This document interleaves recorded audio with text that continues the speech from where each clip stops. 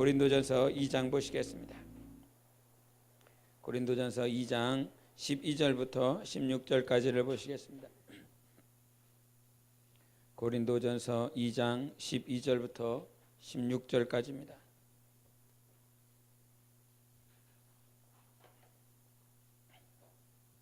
우리 한 절씩 교독하시겠습니다.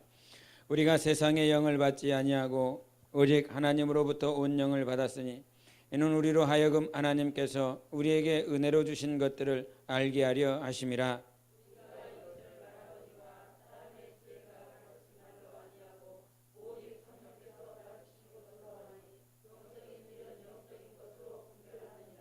육에 속한 사람은 하나님의 성령의 일들을 받지 아니하나니 이는 그것들이 그에게는 어리석게 보이며 또 그는 그것들을 알 수도 없나니 그러한 일은 영적으로 분별되기 때문이라.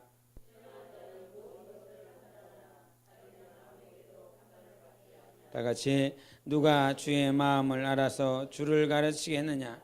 그러나 우리가 그리스도의 마음을 가졌느니라. 아멘. 12절에 말씀하시기를 우리는 세상에 있는 영, 세상의 영을 받지 아니하고 하나님께로부터 온 영을 받았습니다. 기쁘십니까? 말로만 기쁘면 안 됩니다. 정말 기뻐야 됩니다. 정말 기뻐야 됩니다. 우리가 하늘에 속한 것을 하나님께서 이렇게 주셨다라고 했을 때 옛날에 그 시진핑이 이 베이징에 작은 그 국수집에 갔습니다. 작은 국수집에 갔는데 그 국수집에 한번 거기서 먹었다라고 하는 것이 기사들에게 이 카메라로 찍혀갖고 신문에 대문짝만하게 소문이 났습니다. 소문이 나니까 그 베이징에 정말 잘 사는 사람들, 소문이라는 소문은 다 들은 사람들이 그 조그만 몇 평 되지도 않습니다. 조그만 이 작은 국수집에 아주 밀려들었습니다. 밀려들었어. 막 줄을 서가면서 똑같은 맛이거든요. 똑같은 맛. 근데도 시진핑이 한번 와서 국가주석이 먹었다라고 하는 그 사실 하나 때문에 거기가 소문이 나고 모든 사람들이 와서 거기서 떼부자 됐답니다. 시진핑이 한번 와서 밥 먹어준 것만으로도 소문이 나갖고 그렇게 그 사람이 부자가 됐대요. 그런데 우리는 세상에 속한 것을 받은 거 아니고 세상에서 부유한 자가 나에게 뭔가를 준 것이 아니고 마치 거지 나사로에게 동냥하는 것처럼 이렇게 뭔가 던져준 것이 아니라 이 말입니다. 우리는 세상에 있는 것을 받은 것이 아니라 하나님으로부터 오는 하늘에 속한 영, 하나님이 보내주신 영을 받았다라고 말씀해 주셨어요. 그래서 하나님이 보내주신 영을 내가 가지고 있습니다. 내가 하나님이 나에게 준 거. 우리가 세상에 정말 부유한 사람, 명예 있는 사람, 그런 사람이 뭐 하나를 살짝만 던져줘도 그것이 아주 감지덕지합니다. 그런데 우리는 이 세상에 속한 분이 아니라 하늘 위에 계신, 만물 위에 계신 위대하신 하나님께서 우리에게 하나님의 영을 우리에게 주셨다 이 말이죠.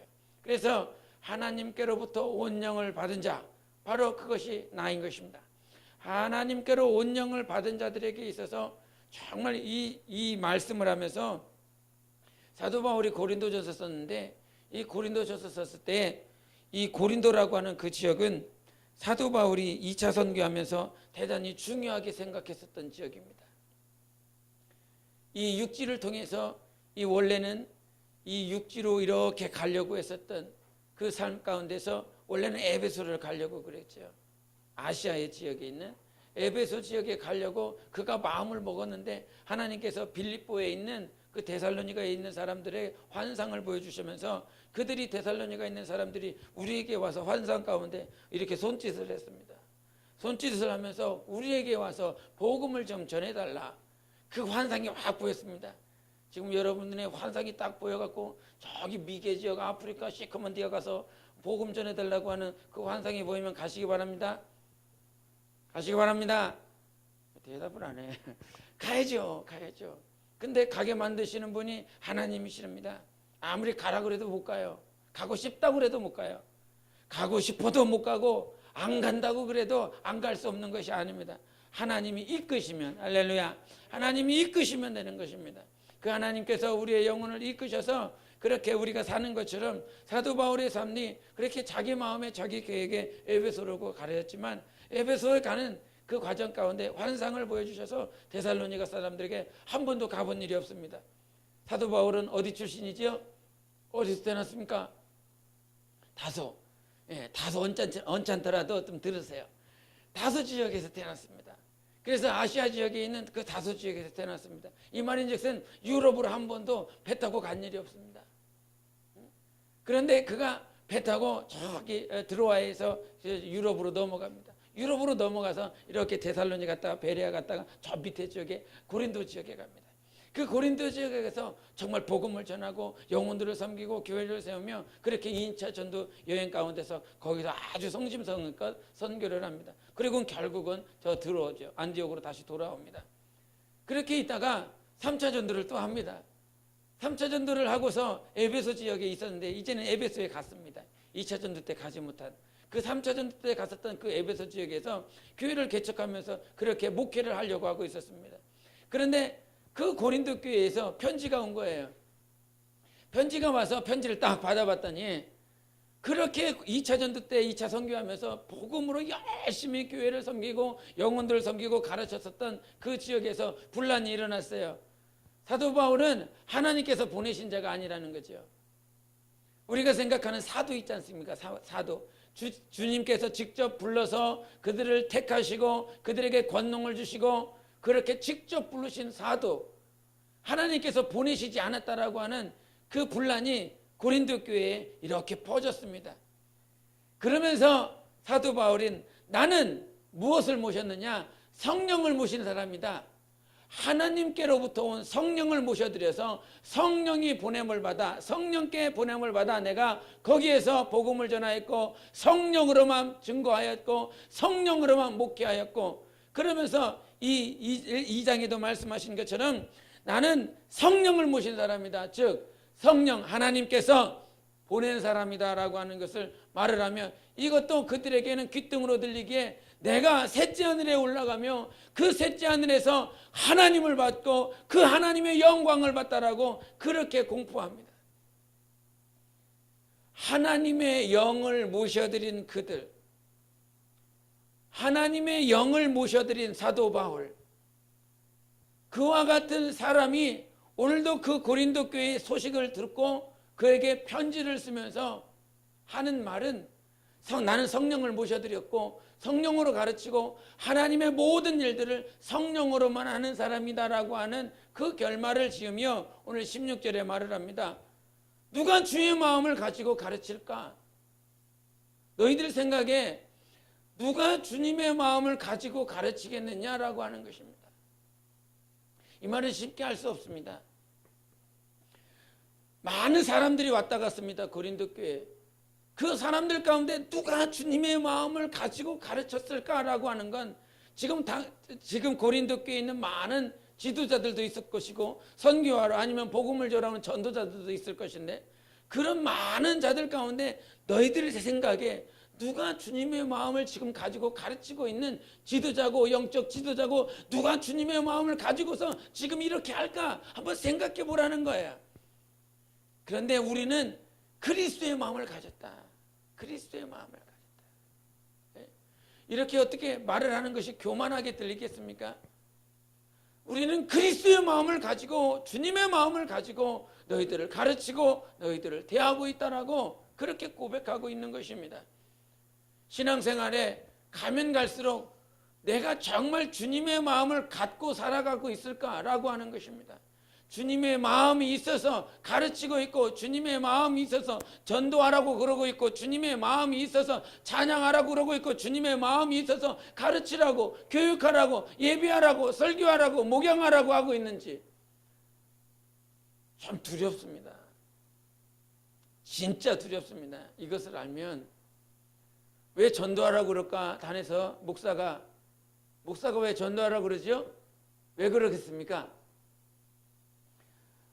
과거에도 예수를 믿고 나서 지금까지 오면서 전도하라는 말씀, 선교하라는 말씀, 기도하라는 말씀, 성경을 읽으라는 말씀, 예배를 선고하는 말씀, 수많은 말씀들이 있었습니다. 왜 전도하라고 그럴까요, 목사가요? 여러분 생각은 어떻습니까? 왜 목사가 전도하라고 그러는 것 같습니까? 권사님, 뭐라고요? 주님의 마음, 왜 전도하라고 할까요? 그런데 그렇지요. 제가 불손해서 전도하라는 말을 들으면 교회가 부흥이 안 되니까,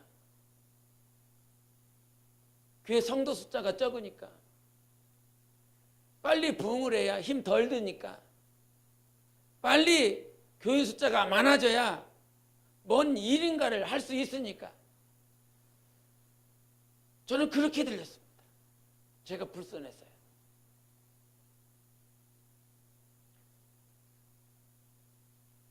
제가 지난주에 그 총동문회를 잠깐 갔다 왔습니다. 근데 거기서 한 목사님이 올라와서 설교를 하시더라고요. 사랑하라라고 하는 요한복음 13장에 있는 말씀을 가지고, 너희가 사랑하는 줄 알면 모든 사람이 너희가 주님의 제자인 것을 알리라, 이런 말씀을 가지고 하면서 설교를 하시는데, 그 설교하면서 거의 동문들이 개척교회 수준입니다. 다 개척, 저희도 개척이지 않습니까? 언제까지 개척에 꼬리표가 달라붙을지 모르겠지만, 그런데 거의 뭐 이렇게 그렇다 보니까 그 목사님도 또 교회를 생각해서, 목회자를 생각해서 전도하라는 소리라는 말씀을 하시더라고요. 전도하라는 그 말씀을 하시면서 이런 말씀을 하셨어요. 에스겔에 있는 그 말씀을 이제 하신 거였는데, 성경의 말씀에 당신이 복음을 전해야 됩니다. 복음을 전하지 않으면, 전도하지 않으면 그들이 다 하나님의 심판대 앞에 설 것인데, 예수 안 믿고 그렇게 심판대 앞에 섰을 때에 그들의 영혼의 핏값을 당신에게 찾을 겁니다. 그러니 그 심판대 앞에 설 영혼들, 그들의 핏값을 당신에게 찾지 않기 위해서라도 당신은 복음을 전해야 됩니다. 전도하십시오, 이런 말씀을 했습니다. 당신의 핏값을 하나님께서 요구하지 않도록 하기 위하여 반드시 전도해야 된다는 거예요. 그래서 어디를 가든 전도하라. 예? 전도해야만 산다. 전도해야만 당신의 핏값이 넘어간다. 저 사람들이 복음을 받아들이든 안 받아들이든 가서 전도해라, 이런 말씀을 하시더라고요. 왜? 핏값이 치러야 되니까. 듣든지 아니 듣든지 가서 전도해라는 거예요. 이 말이 틀린 말씀입니까? 맞는 말씀입니까? 계속 물어봐서 죄송합니다. 근데 맞는 말씀입니다. 전도의 가장 미련한 것으로 하나님께서 하나님의 일을 하신다고 하셨거든요. 그 말이 맞습니다. 에스겔서 3장 18절에도 20절에도 말씀하셨으니까. 그 죽은 자들의 영혼의 핏값을 너에게서 내가 도로 찾겠다라고 말씀하셨으니까. 그러지 정말 저 사람이 복음을 받아들이든 안 받아들이든 가서 복음을 전하라, 전도해라, 꼭 전도해라, 이런 말씀을 하셨어요. 근데 그 말씀을 들으면서 요즘은 제가 이제 뭐 평상시에도 생각하는 것이지만, 묵상하면서 또 내가 처한 상황들, 나의 문제들, 내가 주님 앞에 간구해야 될 것 가운데 물을 때 가장 대두되는 퀘스천 하나가, 주님은 어떻게 하셨을까? 그런 책도 있더라고요. 주님은 어떻게 하셨을까? 근데 그 말씀을 들으면서 주님은 어떻게 하셨을까라고 하는 그 생각이 문득 생각났습니다. 그 말은 다른 말로 바꾸면, 주님은 전도하라고 그랬어. 저 사람이 받아들이든 안 받아들이든 당신 전도해야 돼. 왜? 핏값을, 하나님 앞에 당신 핏값을 찌르지 않기 위해서라도 그렇게 해야 돼. 그게 맞는 말인데, 그 말씀을 들으며 과연 주님이 복음을 전하라고 했을 때 마태복음 말미에 말씀하셨지 않습니까? 가르쳐 지키게 하라. 마가복음에도 그랬습니다. 만민에게 복음을 전파하라고 말씀해 주셨습니다. 누가복음에도 누가가 말씀해 주셨습니다. 말씀을 가서 전해라. 이렇게 공간복음의 모든 말미에는 복음을 전해야 된다. 정말 그에게 만민에게 복음을 전파하라라고 하는 말씀이 있었습니다. 그런데 그 말씀을 들으며 주님은 어떠하셨을까라고 하는 그 퀘스천 가운데 내 안에 두드리는 것이 주님의 마음은 어떠하셨을까라고 하는 거였습니다. 복음을 전파하라, 전도하라 라고 하는 그 말씀 안에 담겨져 있는 주님의 마음은 어떠했을까라고 하는 것이었습니다. 단지 우리가 이제 그 설교와 빗대어서 하는 말이 그냥 제 마음에 두드려지는 것이 무엇이냐면, 내가 하나님 앞에 핏값을 안 치르기 위해서 복음을 전하는 건가? 내가 하나님 앞에 핏값이라고 하는 그 핏값을 하나님 앞에 내어드리지 않기 위해서 나 죽지 않으려고 전도해야 되는 것인가? 주님의 마음은, 주님은 정말 무슨 마음을 가지고 전도하라고 그러셨을까? 그런 문제가, 그런 마음이 확 올라오더라고요. 그렇게 주님의 말씀을 들으며 내 안에 주님과 묵상하면서 교제할 때 주님은 그런 마음이 아니셨다라고 하는 거예요. 주님은 그냥 우리에게 핏값 치르지 않기 위하여 전도하라, 밖에 나가서 그 일을 하기 위해서 전도하라라고 하는 것이 아니라 정말로 주님을 사랑해서 전도해라. 주님의 마음을 가지고 전도해라. 좀 전에도 말을 했지만 누가 주의 마음을 가르치겠느냐 그랬습니다. 전도하는 것이 다른 측면에서 보면, 다각적으로 보면 그것이 가르치는 거거든요. 프리칭입니다. 복음을 설교하는 것이죠. 말씀을 전하는 것입니다. 전도 역시도 말씀을 전하는 것입니다. 전도자가, 그 도자가 우리가 길도자인데 그 도자를 중국어 성경에서는 말씀으로 씁니다. 그래서 전도라고 하는 것은 말씀을 전달해 주라는 것입니다. 전하라는 것입니다.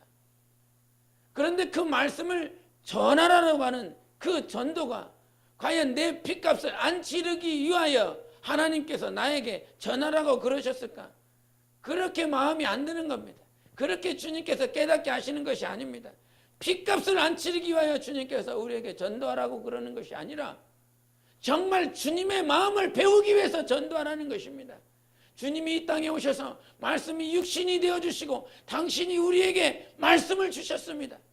대추의 말씀이 계시니라. 이 말씀이 하나님과 함께 계셨으니 이 말씀이 곧 하나님이시니라 말씀해 주셨습니다. 말씀을 주신 것은 하나님을 주셨습니다. 예수님이 핏값을 안 치르기 위하여, 아버지께 당신의 핏값을 치르지 않기 위하여 이 땅에 오셔서 3년 6개월 동안 공생에 치르며 쉬지도 못하시고 주무시지도 못하시고 헐벗으시며 볼품없는 모양으로 핍박받으시며 결국에는 로마 군병들에게 침뱉음을 당했습니다. 여러분, 누군가 내가 누군가 나에게 침뱉은다 그러면 여기서 발끈해서 아마 모가지 붙들고 싸울 겁니다. 그렇게 조롱을 받은 이유가 당신이 핏값을 안 치르기 위하여 이 땅에 오신 것이 아니라 이 말이죠. 하나님께서, 우리 요한복음 한번 보시겠습니다. 요한복음 17장을 보시겠습니다. 17장 23절을 보시겠습니다. 요한복음 17장 23절 시작. 곧 내가 그들 안에 있고 아버지께서 내 안에 계시어 그들로 온전함을 이루어 하나가 되게 하려 함은 아버지께서 나를 보내신 것과 또 나를 사랑하신 같이 그들도 사랑하신 것을 세상으로 알게 하려 함이로소이다. 아멘. 하나님의 아들이 이 땅에 오신 것은 바로 하나님이 너희를 사랑하고 있다라고 하는 것을 알려주시기 위해서 오셨다라고 하는 사실입니다. 우리가 전도를 하는 건 내가 핏값을 안 치르기 위하여 전도하는 것이 아니라 핏값 안 치르는 그런 어떤 심판, 형벌을 면해 보려고 하는 속셈에서 전도를 하러 가는 것이 아니라 우리가 전도하는 건 예수 그리스도의 마음이 바로 이것이었어요. 하나님의 사랑, 하나님이 너희를 사랑하고 있어. 할렐루야. 하나님이 우리를 사랑하고 있다라고 하는 그 사실을 가르쳐 주시기 위해서 오셨다라고 하는 사실입니다. 주님이 오시지 않으셨다면 우리는 하나님의 사랑을 알 방법이 없어요. 하나님은 영이시기에 아무도 하나님을 알 방법이 없다 이 말이에요. 그 하나님을 알 수 없는 우리에게 아들 예수 그리스도, 그 본체이신 예수 그리스도가 말씀의 육신이 되어 오셔서 우리에게 보여주시고 나타내 주신 건 하나님의 절대적인 사랑인 것입니다. 그래서 하나님을 알았다 하는 건 하나님의 사랑이 얼마나 큰지를 알았다는 거예요. 하나님의 사랑을 알았다라고 하는 건 하나님을 알았다라고 하는 것입니다. 오늘도 찬양했어요. 그 사랑 다 표현할 수도 없어. 고백할 수도 없어. 알 수도 없어. 닮아갈 수도 없어. 그렇지만 나는 그 사랑을 표현할 거야. 나는 그 사랑 다 고백할 수 없지만 고백하며 살 거야. 나는 그 사랑을 다 알 수는 없지만 나 알아가면서 살고 싶어.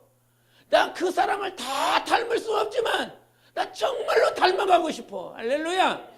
그 사랑을 알아가고 싶어요. 그 사랑을 닮아가고 싶어요. 이 말이 뭔 말입니까? 주님과 날마다 하나 되어 가고 싶다, 이 말인 것입니다. 주님이 우리에게 주신 그 말씀은 너 피값을 면안하고 준 것이 아니라 그 말씀을 통하여 그 말씀에 순종함으로 그 말씀 가운데 하나님이 나에게 왜 이런 말씀하셨을까? 우리가 마가복음 4장에 보면 이런 말씀이 있어요. 마가복음 4장에서 예수님께서 많은 표적들을 이렇게 보여주십니다. 그리고 나서 많은 사람들이 우리에게 표적을 보여달라고 막 이렇게 요구합니다. 그런데 예수님께서는 난 너희들에게 표적 안 보여줘.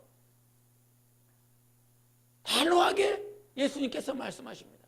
그리고 나서 정말 많은 무리들에게 뭐라고 조언을 하냐면 너 바리새인들과 헤롯의 누룩을 조심하라 그럽니다. 그거 조심해라. 근데 바리새인들의 누룩과 헤롯의 누룩은 무엇이냐면 교리를 이렇게 가져오는 겁니다. 교리, 가르침을 가져오는 것입니다. 가르쳐 지키게 하라 그러지요. 가르쳐 지키게 하라 그럽니다. 가르쳐 지키게 해야 될 모든 것들을 조목조목 다 나눠놨어요. 나눠놓고 그것을 가지고 가서 너 이렇게 해라, 너 이렇게 살아라, 이렇게 하나님의 말씀에 순종하라 그럽니다. 그래서 어떻게 됐습니까? 그것을 가지고 있었던 유대인들은 오늘 주일날 본문 말씀에도 그랬지만 마태복음 12장에 뭐라고 그랬어요? 그 안식일 사이에 밀밭 사이 가운데서 정말로 제자들이 아주 정말 배가 고파서 그 이삭을 잘라 먹었습니다. 그 잘라 먹은 것을 가지고 그것들이 안식일에 못할 일을 했다. 주님이 어떻게 말씀하셨어요? 너 다윗이 한 것을 보지 못하였느냐? 다윗이 그 제사장이 먹지 못하는 그 진설병을 안식일에 먹었다. 제사장이 성전 안에서 안식일을 범하여도 아무런 말 못하지 않느냐? 뭐라고요? 제사장이 어디에서? 성전에서 안식일을 범하여도 아무런 타치를 못한다는 거예요. 그런데 그 성전 안에서 안식일을 범하는 제사장도 아무런 터치를 못하는데 이 성전보다 더 크신 누가 오셨어요? 예수님이 오셨다고요. 성전보다 더 크신 예수님과 함께 따라다니고 있었던 제자들, 그들이 배가 고파서 그 이삭을 잘라 먹었다고 하는 그것 가지고 너희가 지금 비난하고 비판하느냐? 안식일의 주인은 나다 그러셨습니다. 그런 예수님, 그런데 그 바리새인들이나 사두개인들이나 헤롯 당파들은 그렇게 교리를 갖다가 죽이고 있습니다. 오늘 주일날 맨 처음에 뱉어낸 고백이, 첫 번째 고백이 무엇이었습니까? 하나님은 할렐루야, 아직까지 기억하고 계시는군요. 하나님은 살리시는 분이십니다. 무엇 가지고? 하나님의 사랑으로 살려요. 하나님의 생명으로 살려요. 하나님의 기쁨으로 살리는 것이 바로 하나님의 속성인 것입니다. 그런데 바리새인들은 무엇을 가지고? 교리를 갖다가 되는 것입니다. 너 왜 이렇게 안 했어? 근데 그렇게 왜 안 했냐? 왜 이렇게 했냐라고 그들은 가르치지만 그들은 그렇게 삽니까? 못 삽니까? 못 삽니다. 바리새인들과 사두개인들에게 주님께서 오셔서 말씀하신 것 역시도 너희들이 근처에 11조 드리고 박하와 근처에 11조를 그렇게 드리고 금식을 일주일에 두세 번씩 하지만 무엇을 잃어버렸습니까? 사랑과 인애를 빠져버렸습니다. 공의를 빠져버렸습니다. 진실함을 빼먹어버렸습니다. 이것도 빼먹지 말고 저것도 빼먹지 말라고 그랬어요. 그런데 바리새인들은, 그 당시에 지식인들은 그렇게 교리를 가지고 하나님의 말씀 가지고 살아간다라고 말을 하지만 이 안에가 아무것도 없는 것입니다. 제가 그런 생각을 가지고 있었는지 몰라도 하나님께서 날마다 전도하라, 선교하라, 뭐 그런 말을 이렇게 복음을 이렇게 설교를 하게 될 때 내가 지금 개척교회라서 전도하라고 그러고 선교하라고 그러나 이거를 저 스스로 날마다 진단합니다. 과연 내가 왜 전도하며 내가 왜 새벽을 깨우라고 하고 있지? 새벽기도 많이 나와요. 좋으니까. 여러분, 주님의 마음이 있어야 됩니다.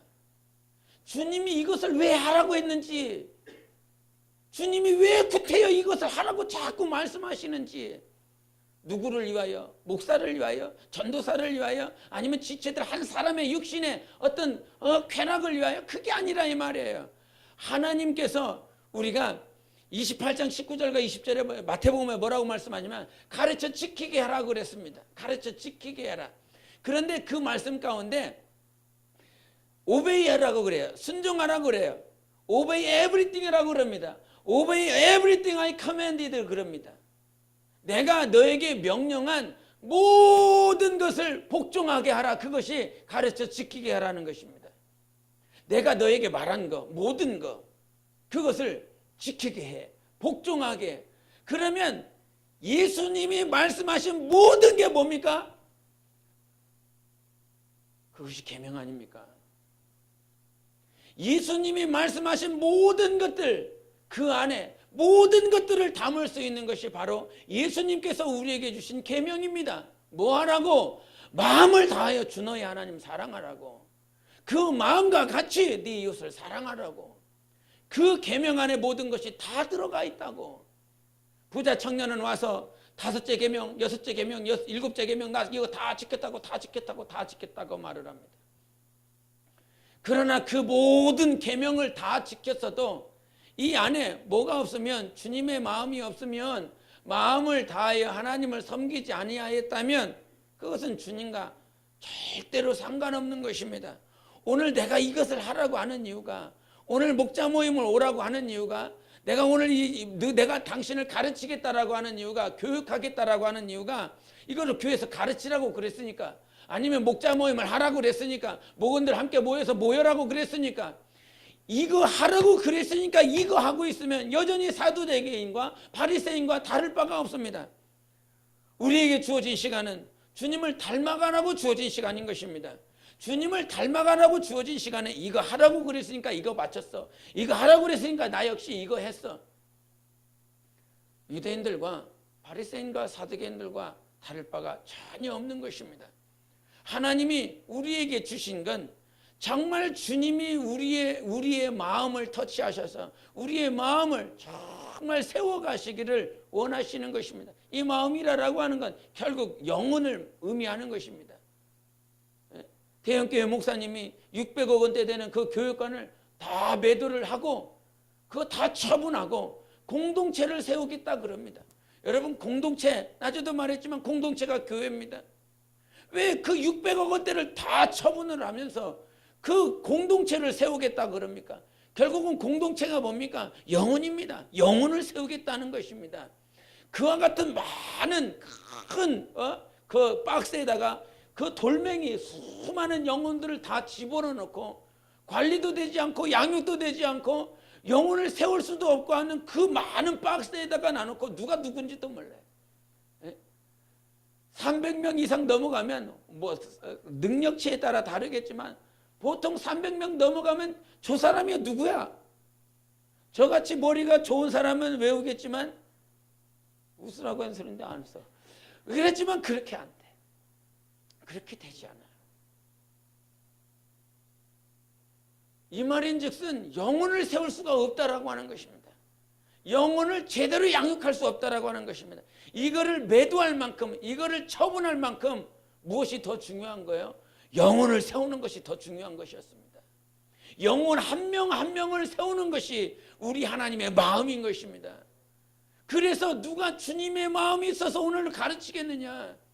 내게 아무리 그 어떤 것도 금은보화가 있어도 영혼을 세우는 일에 방해가 안 된다면 내려놓을 수 있어야 되는 것이고, 내게 육신의 어떤 정말 욕망을, 내 마음에 원하는 것들을 그렇게 살아가고 싶다라고 할지라도 그것을 내려놓고 영혼을 세울 수 있는 것이라면 빨리 내려둬야 우리가 주님의 마음을 닮아갈 수 있는 것입니다. 누가 주님의 마음이 있어? 나에게 주님의 마음이 있을까? 내가 정말 오늘 주님의 마음이 있어서 저 사람에게 이 말을 한 건가? 아니면 나도 마치 교리처럼 꽤 맞춰져서 이 교리대로 이렇게 지금 그냥 던진 말일까? 고민합니다. 정말 그게 거룩인 거예요. 그것이 거룩인 것입니다. 내 것 나갔는가? 아니면 정말 내 마음에 있는 주님이 다스려 주셔서 주님의 것이 나갔는가? 주님의 것이 나갈 때 나는 주님을 닮아가고 내가 거룩하니 너희도 거룩하라라고 하는 이 말씀이 이루어지는 것이에요. 주님의 마음대로 주님이 원하시는 대로 내가 순종하며 살아갈 때 그것이 어려워. 그것이 힘들어. 그러나 나는 할 수 없지만 세상의 영을 받지 아니하고 하나님께로부터 하늘로부터 온 영을 받은 나는 그 일을 넉넉히 해낼 수 있습니다. 나 때문에가 아니라 내 안에 계신 하나님 때문에 해낼 수 있다라고 하는 사실이죠. 그렇기 때문에 오늘도 우리가 살아가면서 날마다 주장하고 날마다 살아야 되는 건 내 안에 중심에 주님이 있어야 된다는 사실이에요. 그 마음 가지고 정말 전하고 그 마음 가지고 그렇게 살아가게.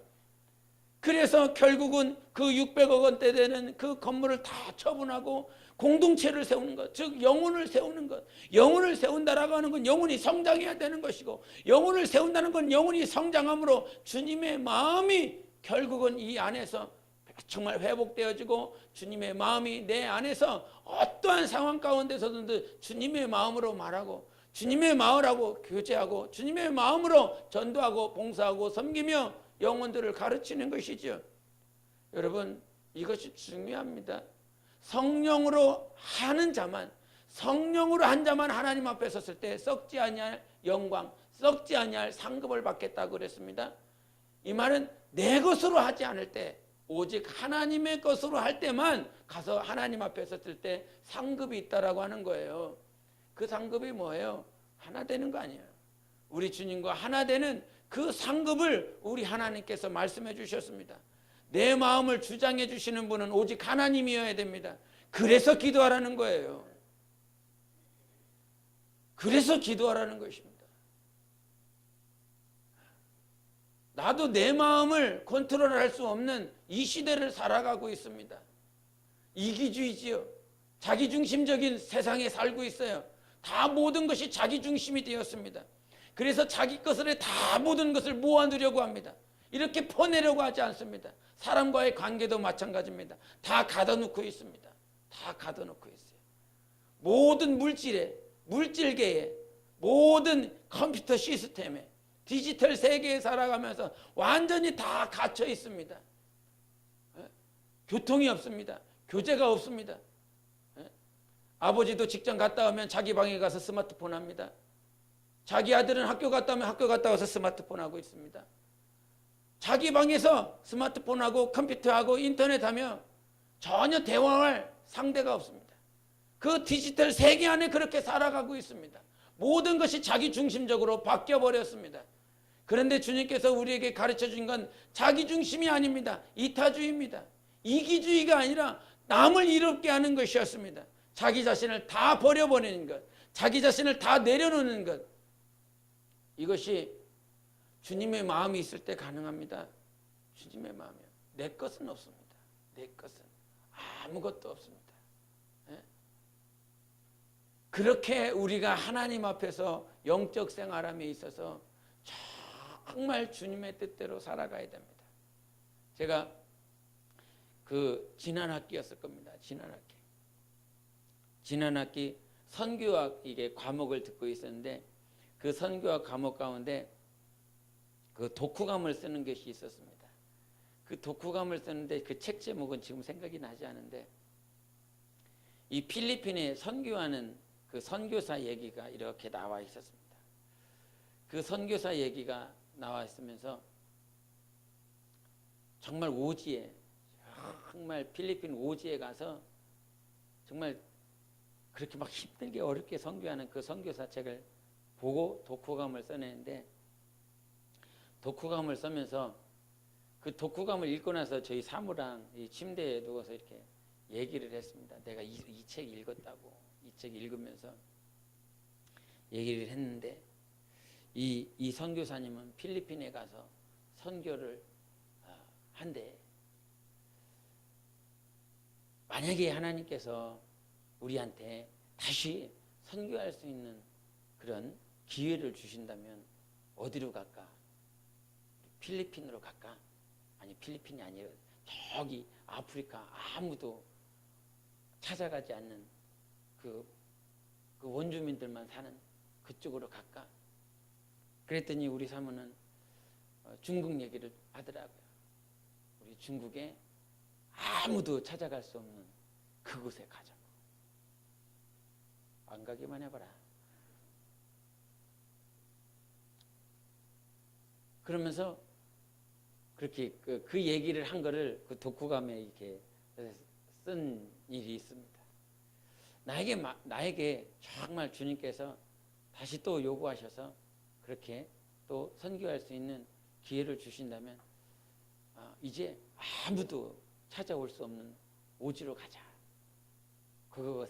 그곳에서 마지막 여정을 주님을 사랑하며 복음을 전하며 영혼을 살리며 그렇게 영혼 얼마나 살지 모르겠지만 정말 주님께서 깨닫게 해주신 건 선교를 가라라고 하는 건 그 영혼들을 변화시키는 것도 있지만 주님께서 저 하늘에서 가장 낮은 곳에 낮아져서 주님의 마음을 보여주시고 나타내 주셨거든요.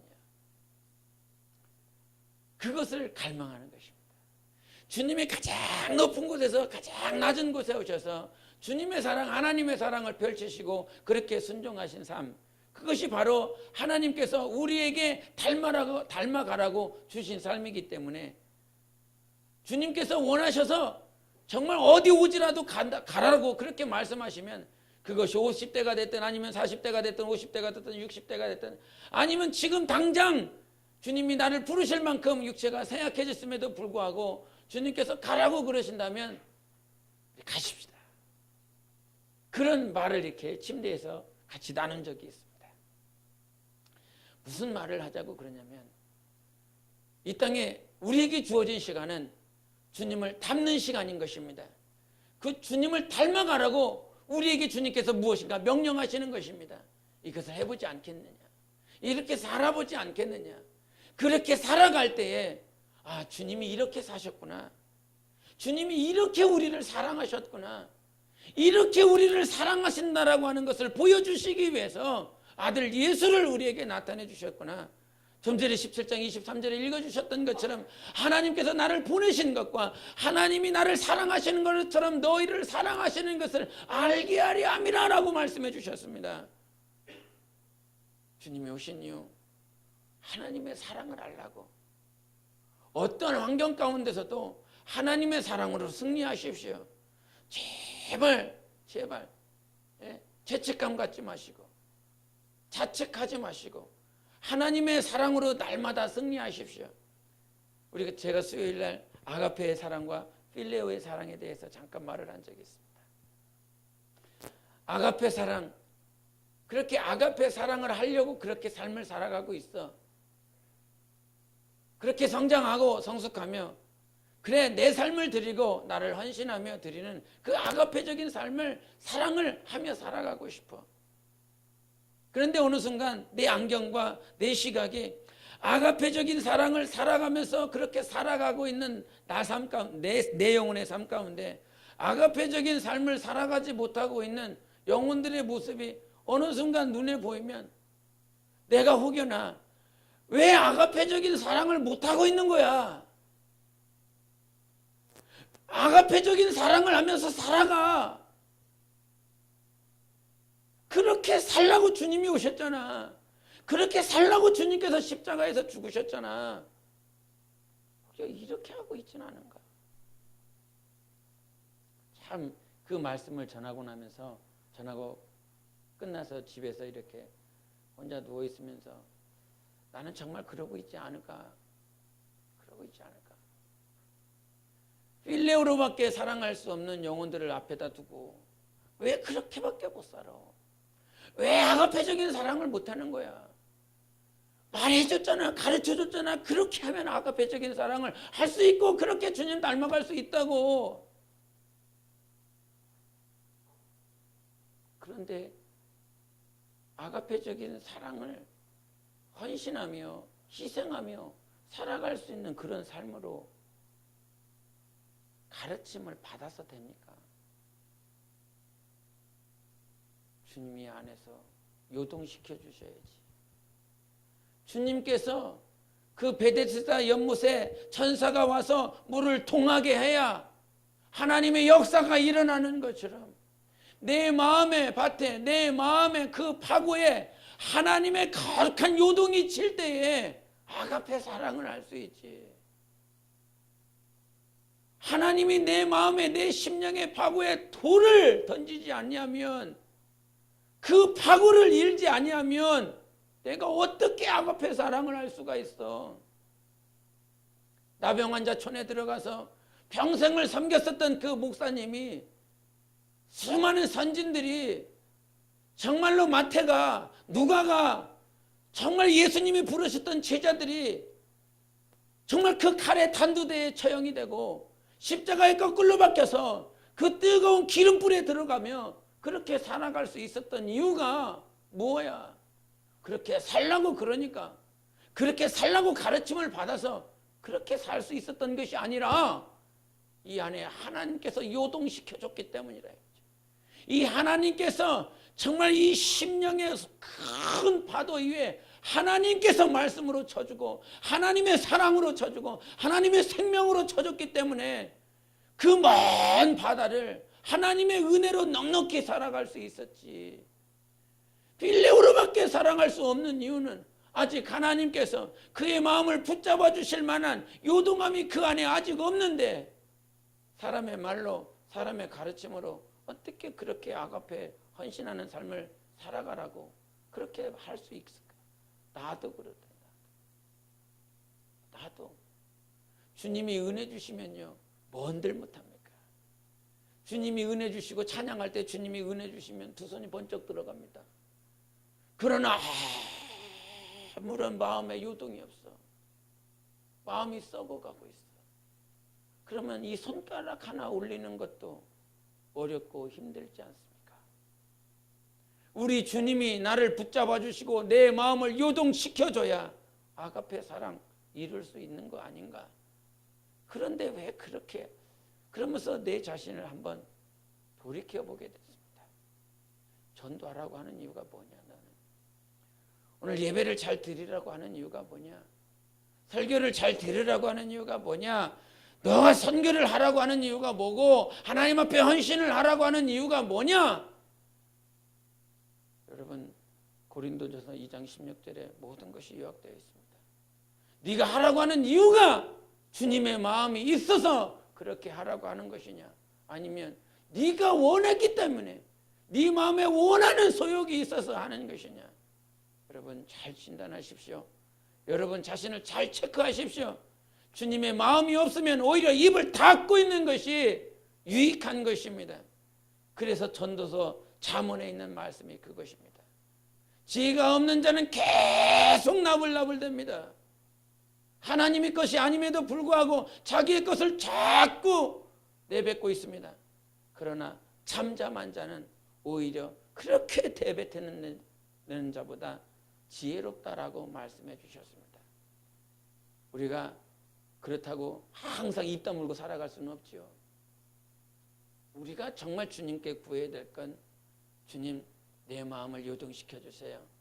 찬양할 때, 영혼들을 섬길 때, 전도할 때, 헌신할 때, 내 삶을 드리려 할 때, 모든 순간순간마다 베데스다 연못에 천사가 와서 동하여 주시는 것처럼 우리 주님이 나를 찾아오셔서 내 마음을 요동시켜 주세요. 내 마음의 파고를 일으켜 주세요.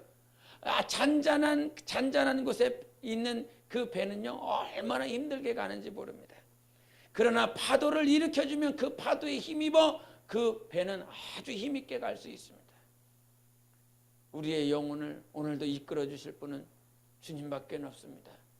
주님의 마음을 닮아가게 도와주셔서 정말 주님의 마음이 있어서 항상 승리할 수 있는 우리의 영혼이 될 수 있도록 그렇게 주님을 닮아가시기를 예수 이름으로 축원합니다.